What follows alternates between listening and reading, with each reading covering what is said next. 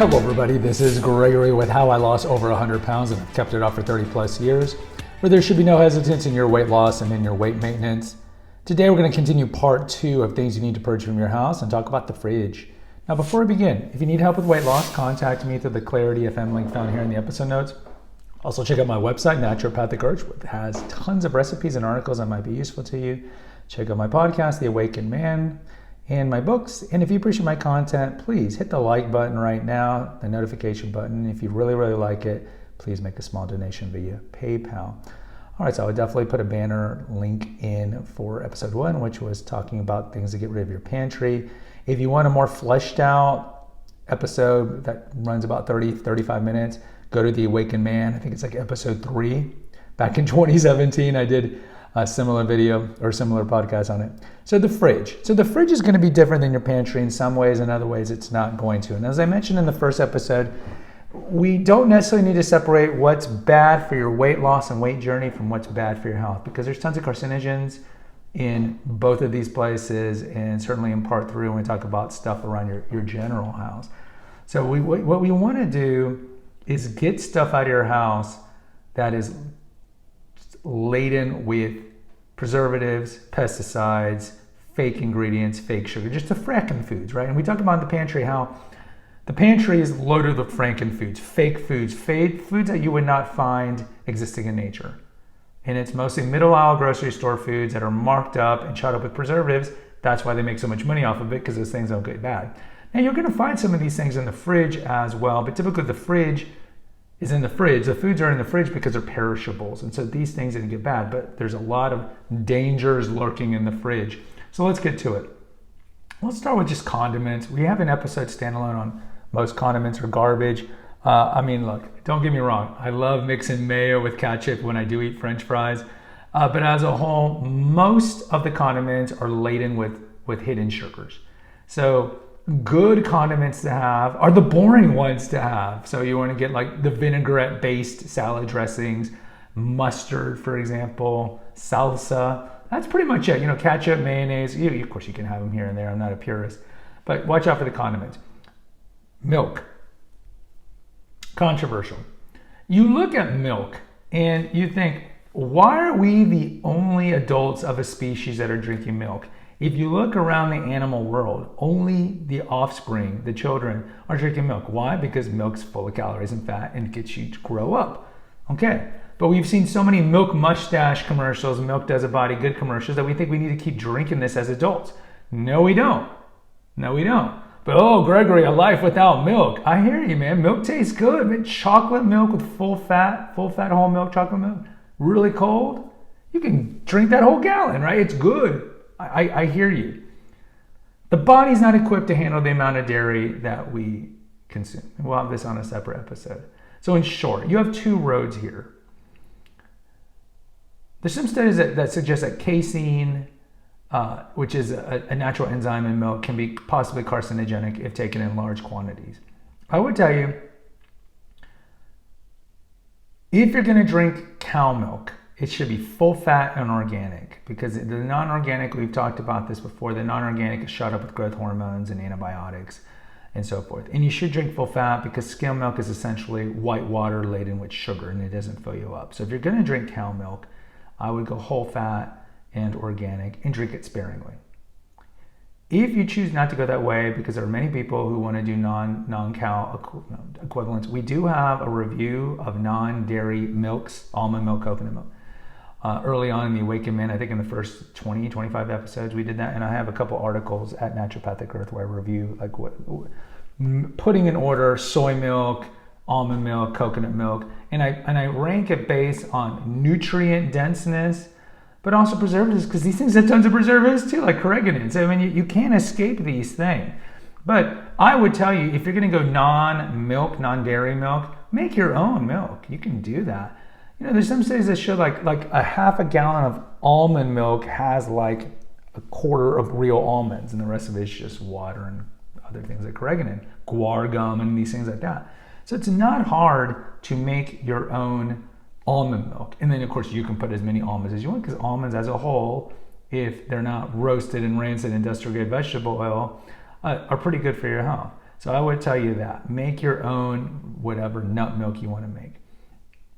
Cheese, same thing. I mean, I'm not a purist. I'll tell you, a life without cheese would be a tough life. Eat it sparingly. Shredded cheese is a complete scam because for the buck, you're getting less. And not to mention they put in sawdust, cellulose is in the ingredients, like the second ingredient to make sure the cheese isn't clump. But cheese is here or there. I would, of course, get it organic because it'd be RBST free.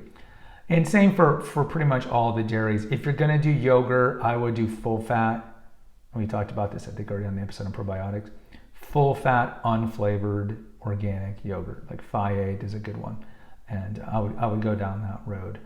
Going back to animal milk, goat's milk, it's pretty good, pretty nutrient dense. If you want to stay in the animal milk world, it's just pretty pricey and some people don't like the taste. All right, let's get to the meats because the meats is the big thing about the fridge. We'll have a separate episode on this, but really quickly, and we talk about in the antibiotic, are the antibiotics shot up in your animals making you fat? I think most of you guys know this, and luckily compared to 10, 15 years ago, we have a lot more options, even at the main grocery stores, but you want to get grass-fed meat. You want to get, same thing with the chicken, because chickens are omnivores, most of them, they shoot them up with so many antibiotics and growth additives that they get too big and their legs break and they're like in their little cage just barely drinking and they're all festering with disease. It's very sad. So you want to get roaming chickens, organic chickens, same for the eggs. I would tell you, there's a lot of studies that show that one pastured egg is the equivalent of 12 regular conventional eggs in terms of nutrient denseness. And again, pastured eggs are expensive, they're like $5 a carton, but again, prevention of disease is cheaper than the treatment of disease when you get it later on. So fish, try to get it wild caught, ideally. Again, you can eat it sparingly, the fish farm, the industrial grade fish farm stuff, but if money's not an object and you really care about your health, you want to get the cleanest meats and seafood as possible. And when you say I can't afford it, we've talked about that in the episode on 5 inexpensive foods that are healthy for you. You can, you're just misallocating your money on things that you shouldn't be spending money on. So let's be real. So when it comes to the meats, just get the cleanest meats. I don't think we need to spend too much time on that. When I open your fridge, we don't want to see a lot of pies. We don't want to see a lot of cakes. Ideally, again, I'm not a purist. It's okay to eat these once in a while, but a lot of those things you really don't want to have in there. You don't want to have milk creamers. Milk creamers we have an article on 5 super Franken foods, and milk creamers are in there. The creamer flavors, I mean, that's just garbage, like whipped cream. It's just complete, utter garbage. We really don't want to be seeing those in there. What do we want to be seeing in your fridge? Fruits and vegetables, preferably the ones that are dirty and laden with pesticides. Get those organic. We have an episode here on the Dirty Dozen. So your peaches, your apples, your berries, your spinach, your cruciferous, they should be organic. Your bananas, your melons, your oranges don't need to, for example. So we want to see a lot of that, a lot of produce, and we want to see fresh meats, and then we want to see healthy condiments. And then, your selection of man-made kombucha, or homegrown kombucha. I would not buy the one that you buy in the store because they laid it with more sugar. And then your oat milk that you make at home, and a scattering of other things. But in general, it's like what I talked about in the other episode.